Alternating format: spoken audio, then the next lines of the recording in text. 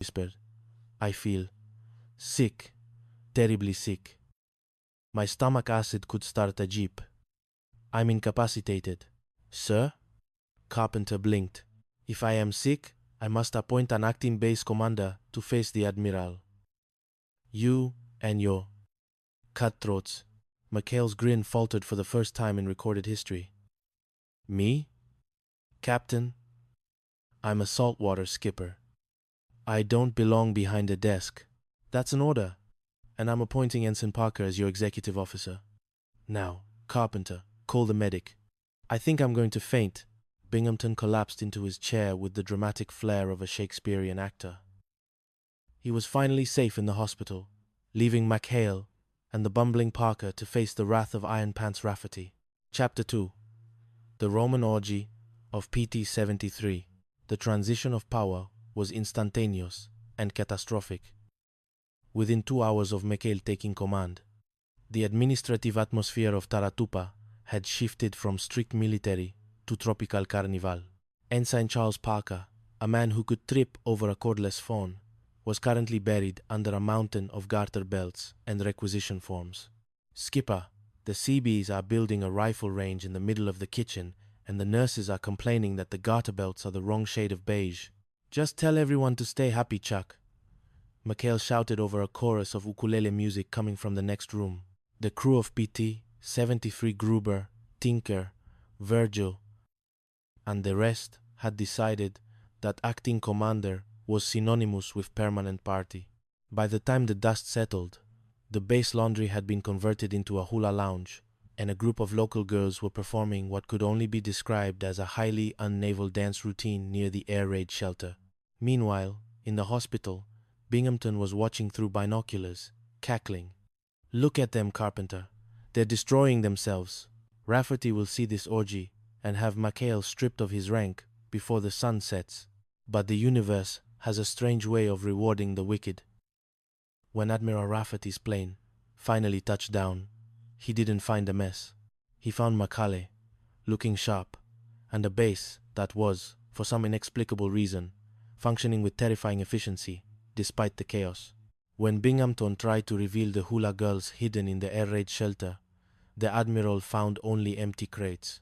McHale had moved them into the laundry, then the closet, and finally, back to their village. All while Binghamton ran around in a seaman's uniform like a lunatic, screaming about hallucinations. Binghamton, the Admiral barked, looking at the captain, who was currently covered in laundry soap and wearing a nurse's robe. You're suffering from combat fatigue. You're delirious. Back to the hospital. Now, Chapter 3. The Sultan and the Masquerade. Peace, or the Taratupa version of it, returned briefly until the arrival of the Sultan of Marami. The Sultan was a man of immense wealth, 3 beautiful daughters, and a very short fuse regarding ceremonial respect. Binghamton, desperate to regain his standing with the State Department, ordered McHale to take the Sultan and the princesses on a boat ride. And McHale, if one hair on their royal heads is ruffled, I'll have you bunking with the sharks. The boat ride was a disaster from the start.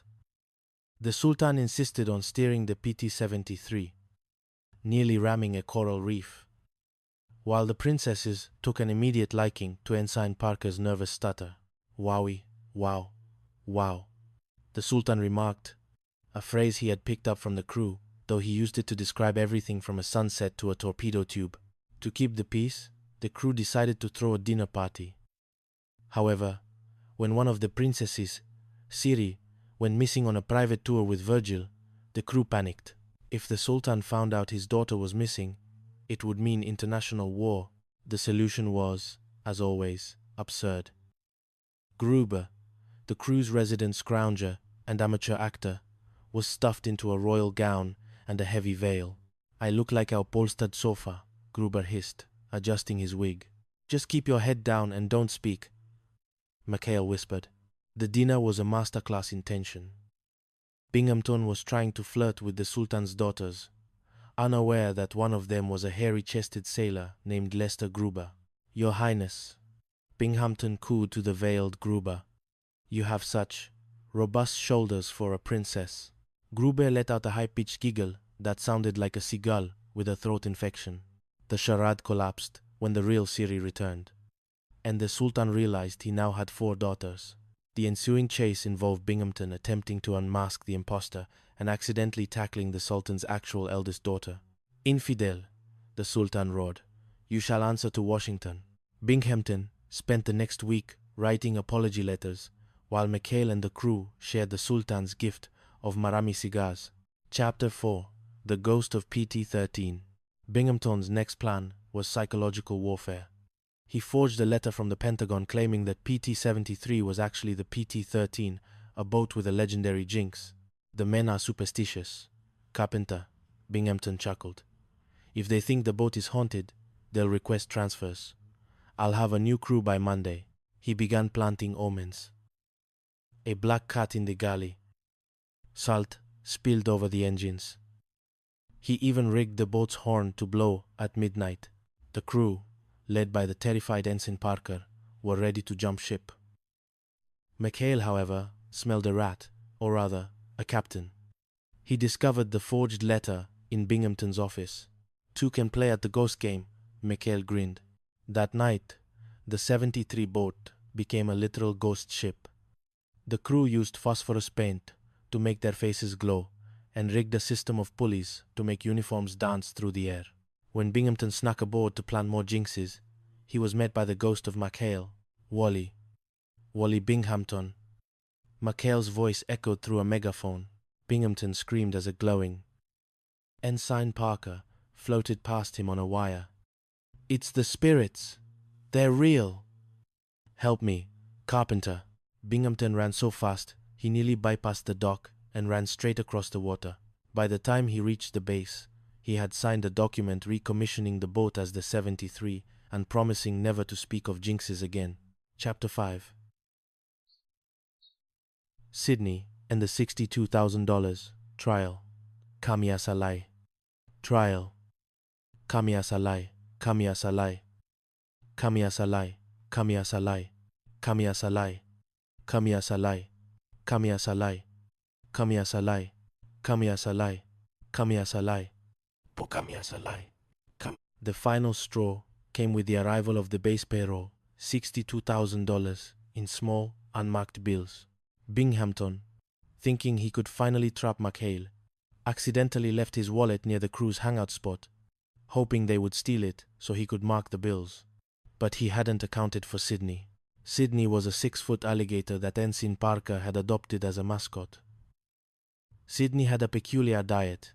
He loved peanut butter sandwiches and, apparently, expensive leather wallets. When Binghamton's wallet went missing, he immediately had the crew arrested for grand larceny. "I've got you now, Mikhail." "The bills are marked. The evidence is in your pockets." "We didn't take it, Captain," Mikhail pleaded. "Sydney did. An alligator. You're blaming a reptile for a federal crime." The trial was a circus. Ensign Parker, acting as his own defense attorney, attempted to cross-examine Sydney the alligator. "Now, Sydney," Parker said, leaning over the snapping jaws, "did you or did you not consume the plaintiff's personal property?" Sydney responded by lunging at Binghamton's leg. "Order! Order in the court!" the judge shouted. Just as the judge was about to pass a sentence of 10 years in the brig, Mikhail arrived with a witness. They had found Sydney's nesting spot, or rather, they had found what Sydney had deposited after a long night of digestion. The wallet was recovered, along with the $62,000. Binghamton's marked bills were found inside Sydney's mouth, proving that the captain had attempted to entrap the crew.